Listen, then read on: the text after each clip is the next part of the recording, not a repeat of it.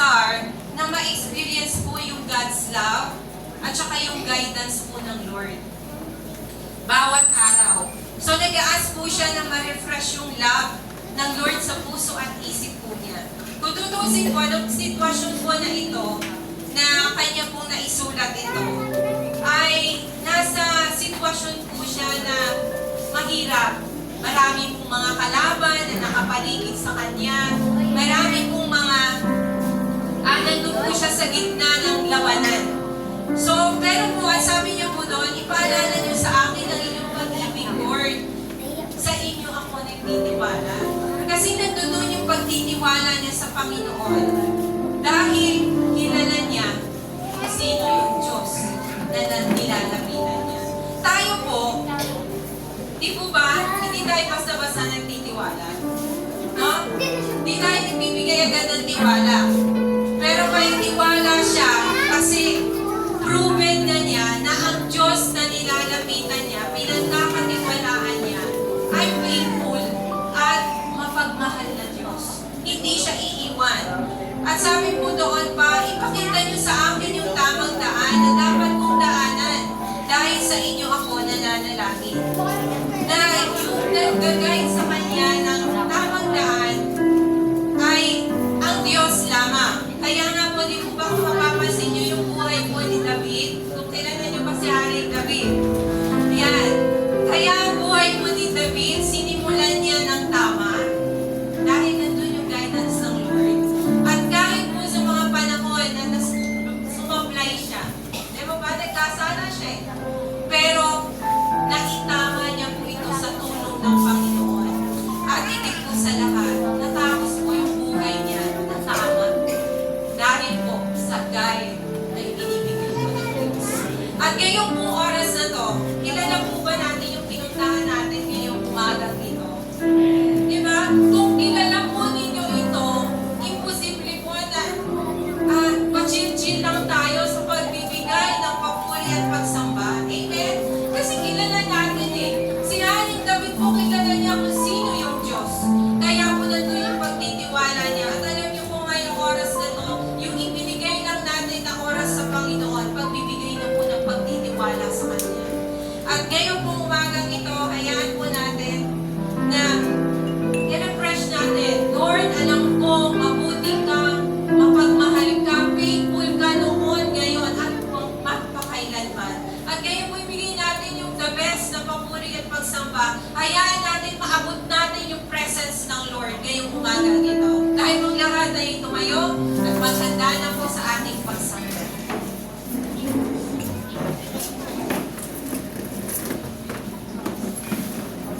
Ating papurihan na ating Diyos na buhay. As we sing this song, ibigay natin ang mataas na papuri para sa Kanya.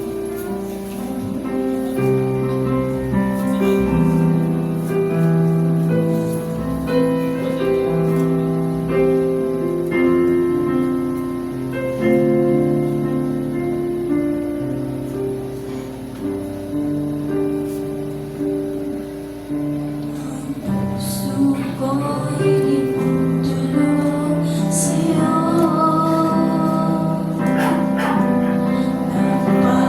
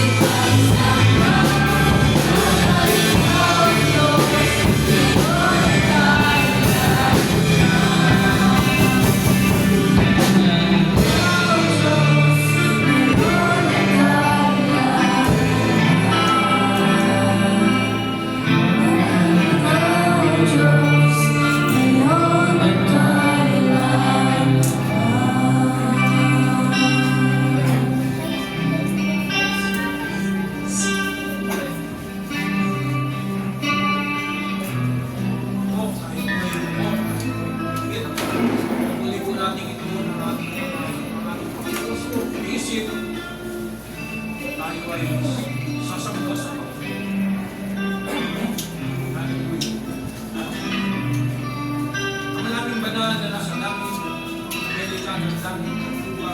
Lord, sa oras na to, bawat isa po sa amin ay nagadala na kami ay sasamba. Pagpalain po yung bawat isa, Panginoon. Ikaw po ang patuloy na mataas sa aming mga buhay, Panginoon. Patuloy po namin kinikilala ang iyong kabutihan, ang iyong katapatan, ang iyong pagmamahal sa buhay.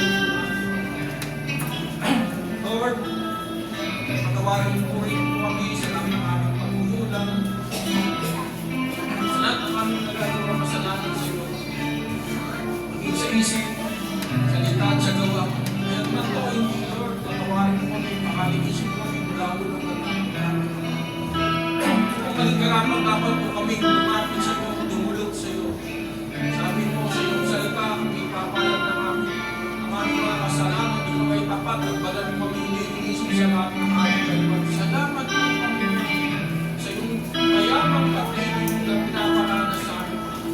Salamat po sa araw na ito kami binigyan mo ng lakas at sigla, Panginoon, upang sama-sama kami pagpupuli sa sangkasyon. Nabay kagalakan sa amin. Lord, wala kaming ikataas dito, hindi ikaw lamang po, Panginoon. Sapagkat ikaw lamang po dapat tumanggap ng lahat ng parangal at pagdakita. Kaya sa oras na ito, Panginoon, inaanyayahan po namin ang mga mong Espiritu ang siyang pag-take over sa lugar na ito, Panginoon. Siya lamang po ang aming binibigyan ng kalayaan ng amin sa bawat isa na maranasan yung pag-ipon ng banal mong Espiritu, Panginoon. Maranasan po yung pagpapala ng banal mong Espiritu. Ang ibang Espiritu ay pinapakilala ng daling mo. God, salamat po. Ikaw na po ang namumuna sa aming kalabisnahan. Kaya mo po, Panginoon, na sa bawat tatayo sa lugar na ito, Panginoon, ikaw po ang mataas, Panginoon, hindi po ang aming pagkasarili, Panginoon. Tinataas po namin sa iyo, aming pastor, Panginoon, Lord. Bless mo siya, Panginoon. Lagay mo po sa kanya yung double anointing, Panginoon. Galing sa iyo, Panginoon. Kung mapayag na yung mga salita mo na inayag mo sa kanya para maging kalakasan po namin. Patuloy na mabago ang aming buhay, Panginoon. Patuloy na magkaroon kami ng encouragement na patuloy na maglingkod sa iyo, Panginoon. Patuloy na malampalataya kay Lord Diyos na aming pinag-iwan. Lord, tanong siya sa iyong lingkuran, Panginoon. Ikaw po ang nakita namin sa kanyang buhay, Panginoon. Kung ang mga salita mo, Panginoon, ay nagsilbing kalakasan po namin, Panginoon. Lord, sa kapanunan ng kapangyarihan ng mga salita mo, nalalabas sa kanyang bibig, Panginoon. Kung mga salita ito, Panginoon, ay tumarap sa aming mga puso, Panginoon. At tumubo, Panginoon. Kung magamit po natin ito sa pang-araw-araw namin buhay, Panginoon. Kinikilala po namin, kung wala ka po sa amin, wala po kami magagawa. Kahit siya lang po kami umaas at nagtitiwala. Kaya Lord, bless mo po ay pastor, pagyan mo po sa bayan, Panginoon. Palay mo sila sa lahat ng aspeto ng aming buhay, Panginoon. Upang walang magigagdan, Panginoon, sa kanilang paglilingkod ito.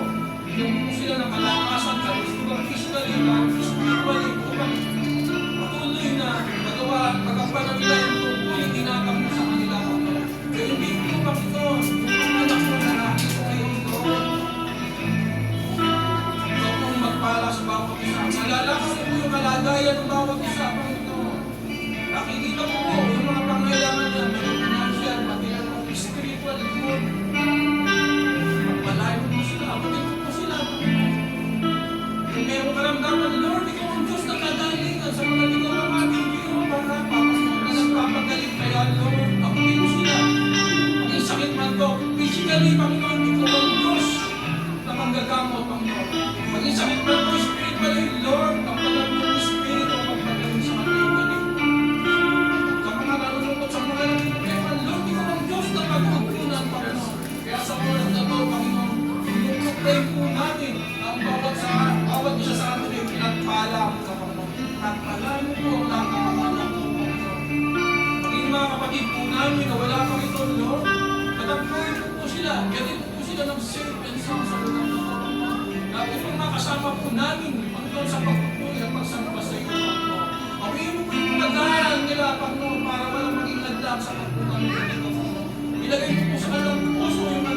Panginoon, yung pananabik na ikaw ay masamba at mapapagala. Kaya din po, Lord, tinataas po namin yung mga nakapaligid sa lugar na ito. Pagkapitin mo po sila, Panginoon. Ikaw po pumatag po sa kanila upang makasama namin po sila sa pagtutuloy pagsamba sa iyo. Maranasan nila yung tunay na pagpapalang galing sa iyo, Panginoon. Ikaw lamang po ang makakabit sa kanila, Panginoon. Lord, bigyan po sila ng puso na nakikinig at nanalamig na ikaw ay papapurihan, Panginoon. Kaya Lord, tinataas po namin sa iyo ang buong gawain na ito, Panginoon. At ang po yung gawain ito ay nakasalalay sa iyo, Panginoon, sa pangunguna ng banal ng Espiritu, Panginoon. Sapagkat ikaw ang Diyos na mananagumpay, Panginoon. Kaya sa oras na ito, Panginoon, tinubukay po namin na mula sa simula hanggang sa wakas ng gawain ito ay matagumpay po, Panginoon. Dahil ikaw ang Diyos na nagbibigay ng katagumpayan sa bawat anak na sa nagtitiwala sa iyo. Kaya Lord, sa oras na ito, itiwala po namin ang gawain ito at tinubukay namin ang katagumpayan ito. Pinabalik namin sa iyo ang lahat ng pagpapasalamat. At aming pangalan ng aming Panginoon sa Espiritu lang po magsabi ng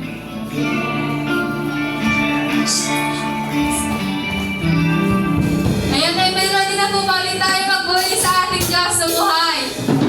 God is good all the time. So sa ating pag-awit at ibigay po natin ang pinakamataas na papuri at pagtakina sa ating Diyos.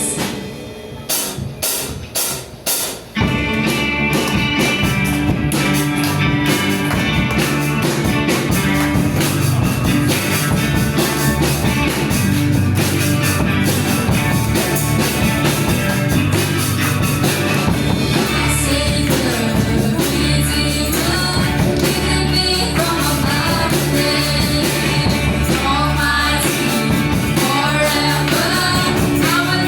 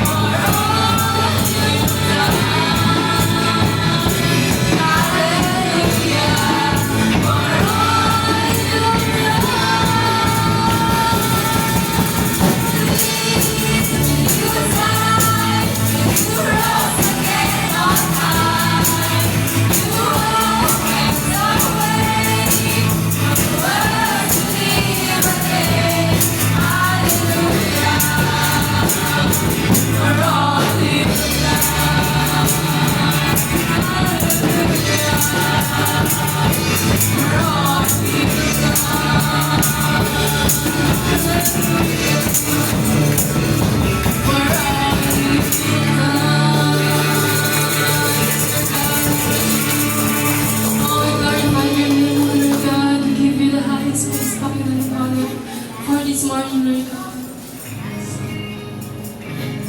Yes, Lord God, patuloy ka mga Panginoon, Panginoon, sa oras na ito, Lord God.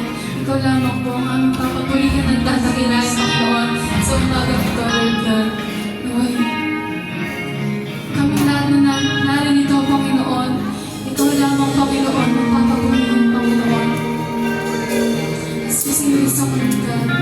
Alam ko, Panginoon, niyayakapin ka, Panginoon.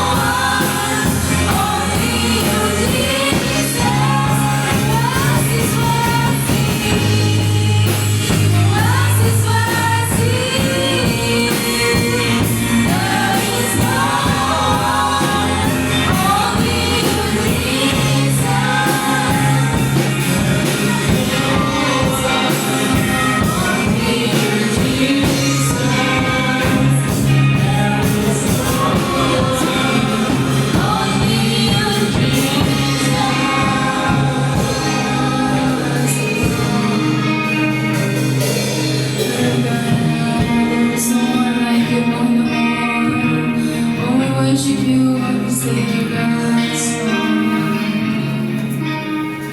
Ayon sa God, hallelujah, Panginoon. Napakabuti mo, Panginoon. Sa umagang ito, Panginoon, Ikaw lamang ang papapurihan namin at dadakilain, Panginoon. Wala nang worthy, Panginoon, maliban sa iyo, Panginoon. Ikaw ang Diyos ng mga Diyos, Panginoon, at Hari ng mga Hari, Panginoon. O Lord God, patunay nga po, Panginoon, na napakabuti mo, Panginoon. Dahil nandito kami, Panginoon, sama-sama ka namin papapurihan at dadakilain, Panginoon, in this morning, Lord God. Panginoon, alam ko, Panginoon, na nandito ka, Panginoon, sa bahay-sambahan nito, Panginoon. Upang samahan kami, Panginoon, alam ko, Lord God, na hindi ka patapos sa umagang ito, Panginoon. Alam ko, Panginoon, sa buhay namin, Panginoon, nakakaranas man kami, Panginoon, ng kabiguan, Lord God. Ngunit nandyan ka, Panginoon, upang gabayan kami, Lord God. Panginoon, maraming salamat, Panginoon. Kulang ang salitang salamat, Lord God, upang pasalamatan ka namin ng buong puso, Panginoon. Panginoon, hindi kami karapat-dapat, Panginoon, na maging anak mo, Panginoon. Ngunit nandito kami, Panginoon, upang patunayan, Panginoon, na kami karapat-dapat sa paningin mo, Lord God. Kami nagkasala, Panginoon, subalit tinubos mo kami, Lord God, sa pagkakasalang yan. At alam ko, Panginoon, in this morning, Panginoon, may gagawin ka pa sa buhay namin, Panginoon. At alam ko, hindi ka patapos, Panginoon. Maraming salamat, Panginoon, sa precious opportunity, Panginoon, na napapurihan ka namin at nadakilan namin ng iyong pangalan, Panginoon. Umpisa pa lamang po ito, Panginoon, ng iyong pagkilos at alam ko, Panginoon, nasasamahan mo kami hanggang sa huli, hanggang sa pagtapos ng service na ito, Panginoon. Also, I pray, Lord God, ang aming pastor, Panginoon, naway. Yan nga po siya, Panginoon, naway. Ikaw nga po ang manguna, Panginoon, sa mga words na sasabihin niya. Upang ikaw lamang, Panginoon, ang mapapurihin at mahidakilat niyang kanyang pangalan, Panginoon. Panginoon, dinadalangin ko rin, Lord God, yung mga wala pa po dito, Panginoon. Uyawin niyo po ang kanilang mga daraanan upang sama-sama ka namin papurihin, Panginoon, dakilain at ibalik sa iyong pinakamataas na papuri at pagdakila, Lord God. Ikaw ay sapat, Panginoon. Ikaw ay tapat sa aming buhay, Panginoon. At alam ko, Panginoon, na ikaw, Panginoon, ang mangunguna, Panginoon, sa aming buhay. Ito po ang aking dinadalangin sa matamis sa pangalan ng inyong anak na si Jesus. And everybody will say, Amen.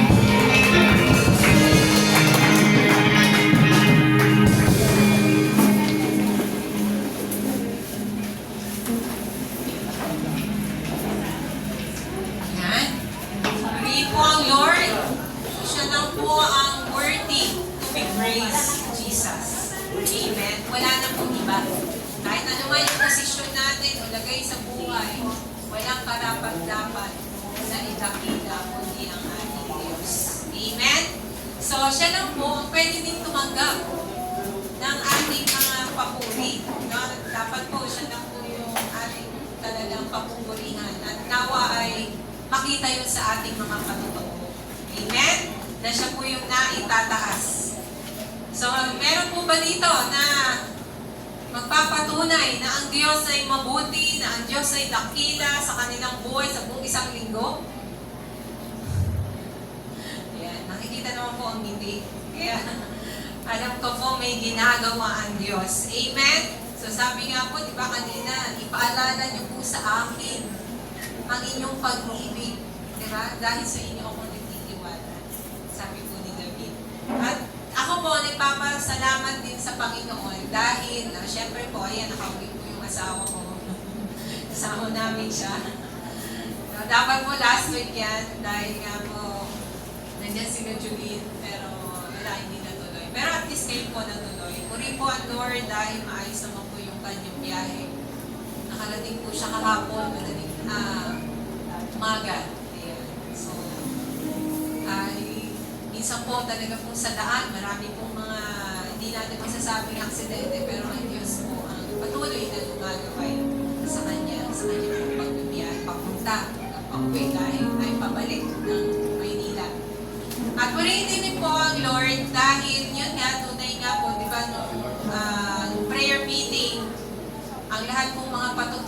salamat sa Diyos dahil natapos po ang first quarter.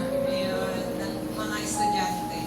Sa muli po ang Lord, nagpapasalamat din po ako dahil ang Diyos po ay patuloy na nagbibigay ng wisdom, kalakasan sa aming pong mga anak. Yan po. So salamat din po sa Panginoon dahil bonus na po yun eh, yung makapasok po sa mga honors. So, pero talagang mapapatunayan, mayaman yung biyaya ng Diyos. Amen?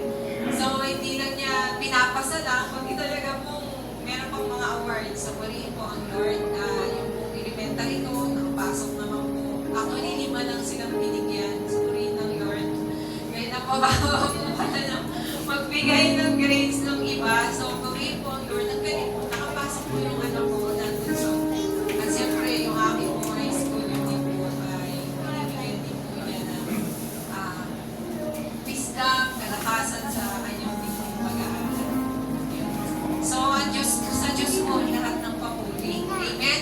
At ganun din po ako, siguro hindi naman pulihin sa inyo, ako po ay pumasok ngayon sa Sambales Bible College online, pero kakaiba din po mag-aral kayo. Doon ko mo nakikita na, syempre po, kailangan mo mag-comply. Sabi ko, Lord, ang hirap din po pala dito may mga requirements. So, kailangan ko din talaga sa bilang nanay, sa mga marami ka pang gagawin. Hindi naman po yun. Si Lord din yung sa biyaya na lang, makikita mo na, Lord, thank you. So, tapos ko po, naipasa ko, pasok ko yung mga requirements at kahit pa paano po, ay maabot po sa kota naman po yung mga grades. So, mariin po ang Lord. Sa Diyos lang po talaga ang papuri. Amen. Meron pa po ba?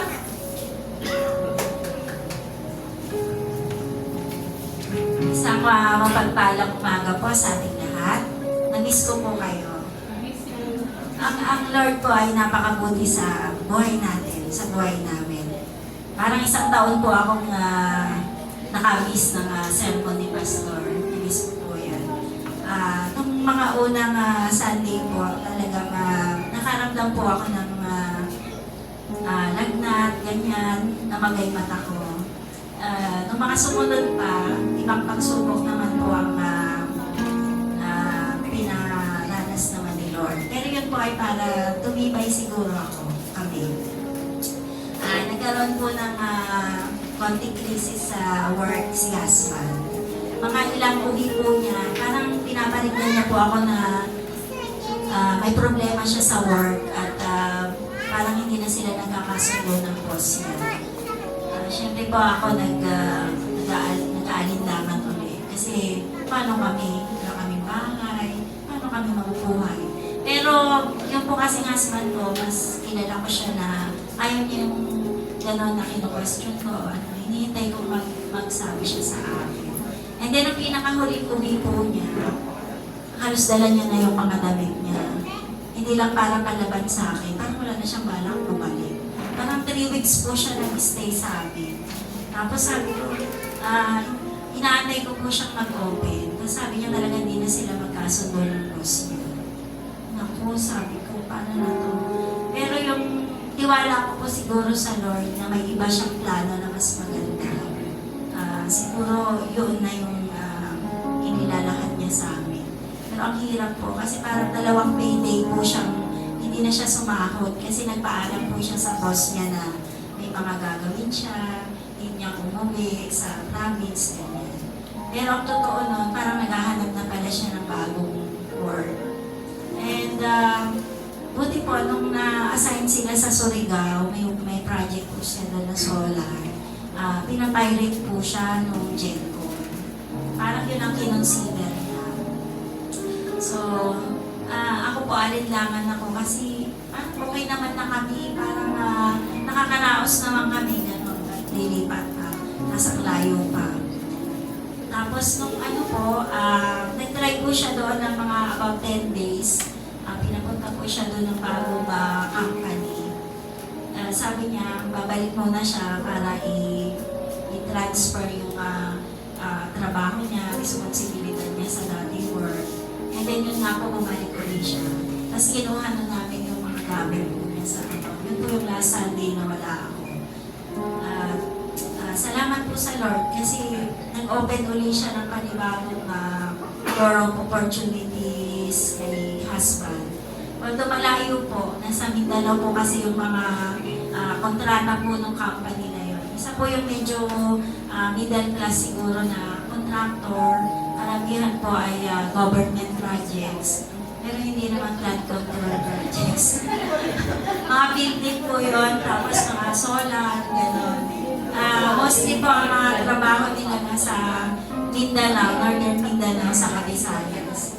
So, every 2 months na lang po siya makakauwi para libre yung round trip ticket niya. Otherwise, sariling gastos po niya.